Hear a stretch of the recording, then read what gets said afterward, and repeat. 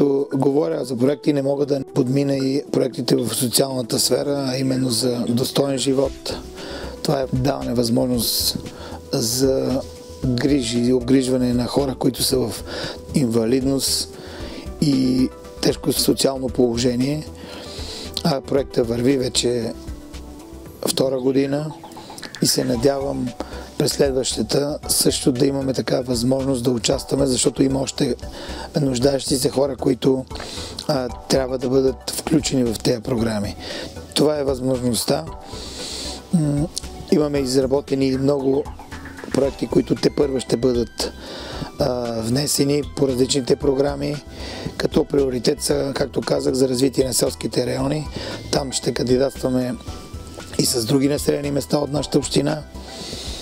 Другото е и не на последно място важно, това е възможността за обновяване и оборудването и саниране на сградата на многопрофилната болница за активно лечение, която е 100% общинска собственост, и грижите, които трябва да се полагат от наша страна, смятам, че са едни от първостепенните и от изключителна важност. Другото е всички тези възможности, които имаме за развитие на туризма. Туризма, селския туризъм, историческия туризъм, културните забележителности, които са на територията на общината. И смятам, че това ще бъде и приоритет в работата на ръководството на общината през следващия програмен период от 2011 до 2014 година. Общинската администрация подпомага ли дейността на читалището и културата в региона? Ако трябва да бъда максимално откровенна, без помощта и разбирането и съдействието от страна на кмета на общината, вече 6 години, господин Емил Атанасов, и общинската администрация, онова, което правим, няма да е във вида, мащабите и този продукт няма да бъде толкова качествен, този културен продукт, който ние изкарваме пред публика. Това е така, защото цялата база ни е предоставена, както и по закон за стопанисване и управление, но всички наеми от магазините, от обектите, които се местонахождават на територията на читалището, са ни предоставени с решение на Общински съвет и ние използваме тези средства за основните ни дейности. Освен основната библиотечна дейност, естествено художествено-творческа, доста самодейни състави, танцов състав Балканче с школи към него, около 100 деца посещават школите и състава, мажоретна формация, школа по изобразително изкуство, уникалното, с което се гордеем, женска вокална група за автентичен фолклор с 2 издадени диска, курсове, езикови курсове, школа по пиано, детска вокална група. Общо взето това са основните дейности, като разбира се, опитваме се да имаме и своята социална функция в обществото и да сме в полза на града. Това е лятното арт училище, което организирахме напълно безплатно. Децата ние поехме хонорарите на ръководителите, децата на Своги и общината могат да се занимават почасово и по интереси в школите и съставите ни. Смятам, че в тази връзка изпълняваме една от функциите си да влезем по-активно, да имаме по-активна социална роля за обществото. Какви са възможностите за туризъм в Своги? Много бих искала да мога да свържа културата с туризма, защото смея да кажа, че за мен поне, това е моето лично мнение, това е печелившата формула. Своги и район има страхотна природа. Всеки, който минава от тук, го знае и ще го потвърди. Красотата и природните забележителности на Своги са предпоставка за развитието на туризма в региона. Именно тук Иван Вазов пише част от своите произведения. Едно от тях, патриархът на българската литература, посвещава на манастира Седемте престола. Стихотворението «Клепалото бие». Манастирът е строен в 11 век при цар Петър Делян. Той имал 7 боляри и в чест на неговите боляри построят и самата църква, като имал предвид да направи 7 отделни църкви, но поради тежкия терен обобщават 7 църкви под един покрив, откъдето носенето и 7-те престола. Цялата църква е направена от камък, дебелината на стените са от 70 до 80 см. Два пъти опожаряван от турците и в 1868 година се реставрира от учениците на Захари Зограф в Самоковската школа. На 200 метра над манастира има римска крепост, от която римска крепост е земено железната врата и е направено железното клепало под ръководството на Софроний Врачански, а клепалото се намира отвънка под камбаната, за което пък по-късно идва Иван Вазов и пише баладата "Клепалото бие". На старата част на чердака има малък отказ от баладата, или както го наричаме ние, Вазовия чердак. В глуха планинска долина стояла, в стари години обител света, кандил се блестяло, молитва се пяло в черква, бедна далеч от света. И всяка неделя там старец причестни, клепалото бил за служба в зори, ехтяли долови от глас благовестни, отвръщали ехо гори канари.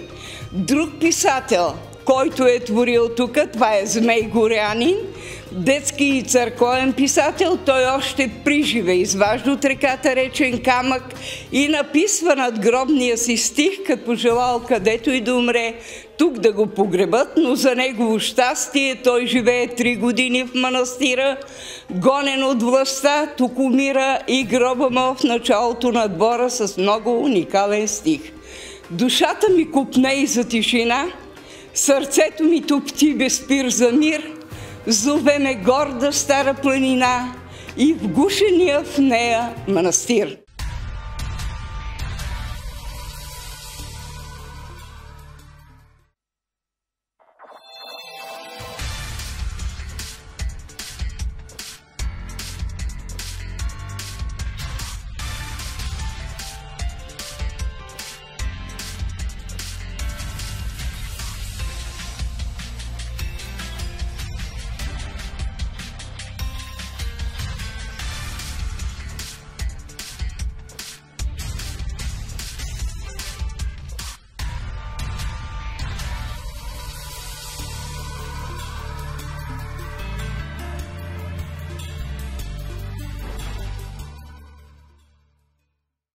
Кое е уникалното на проекта Каскада Среден Искър?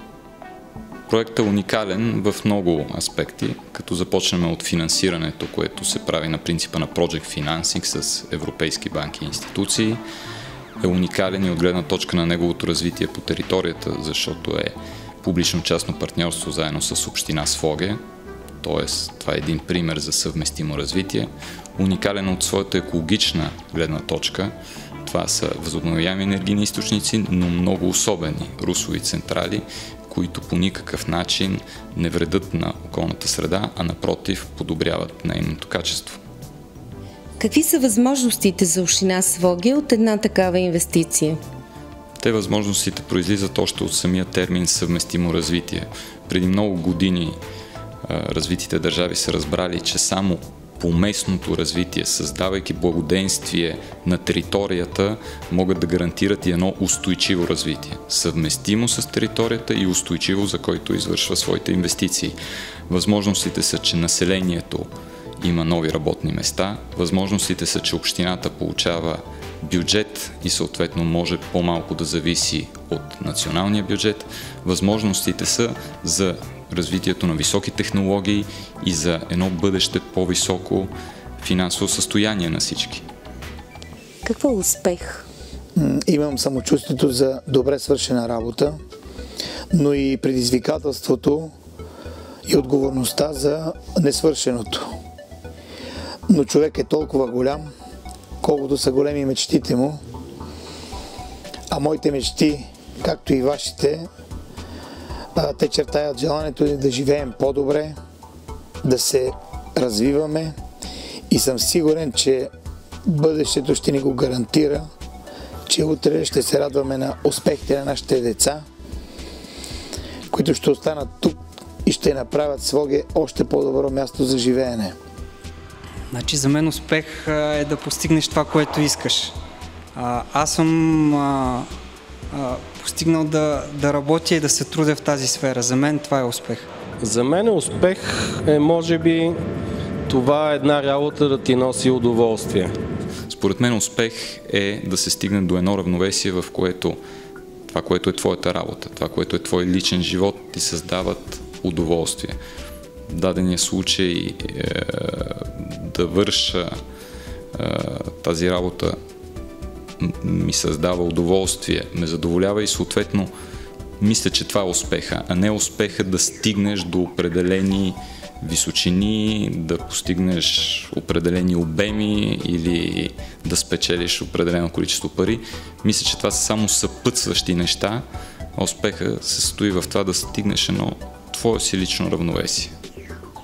Лично за мен в чисто професионален аспект успех е училище, в което учениците придобиват нови, солидни знания, учениците му са конкурентоспособни в Европа, учениците ги приемат без каквито и да било проблеми в висши учебни заведения. Всъщност успех за едно училище са неговите възпитаници. И разбира се, успех за едно училище са всички учители, които работят там, защото възпитаниците без учителите нищо не могат да направят. Каква е цената на успех? Смятам, че когато човек наистина си върши работата с удоволствие и я приема като удоволствие, няма цена. Не може да каже, че е платил цена, макар че защо не да не си посрещнеш в рождения ден сред колегите, да не си на работа на рождения си ден, това е нещо хубаво. Тогава усещаш, че си жив. Няма цена. За мен успеха няма цена. Цената на успеха е това, че доста лишения трябва да направиш на близки до теб хора, познати, които ги пренебрегваш, именно за да можеш да си полезен и да можеш да дадеш възможност на твоите съграждани да повярват и да виждат в твое лице човека, който могат да разчитат. Лично за себе си мога да кажа, че аз съм горд, че имам възможност да работя за моите съграждани и може би за това и цената не я измервам в дали съм загубил нещо.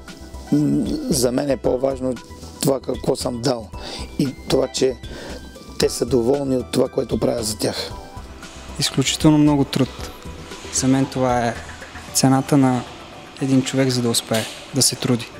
Цената на успеха е труд и постоянство. Според мен друга цена няма. Цената, която плаща. Ако постигне на време този резултат, по всяка вероятност е една цена, която е приемлива. Ако не постигне на време целите, които си е поставил, по всяка вероятност той си е пропилял живота и съответно цената за успеха, независимо къде е стигнал, е неприемлива. Така че е много относително, много лично аз смятам, че това е една добра цена, ако се постигнат резултатите, които си поставил, твоите сънища постигнеш. По някой път много висок. По някой път успеха се плаща с много нерви, по някой път успеха се плаща с здраве, но пък когато човек види резултата от своя труд, всичко това се забравя. Успехът идва при онези, които знаят какво искат. Тук хората са успешни, защото работят упорито. С оригинални и модерни идеи подхождат към управлението на общината, като екологията е приоритет за развитието на региона.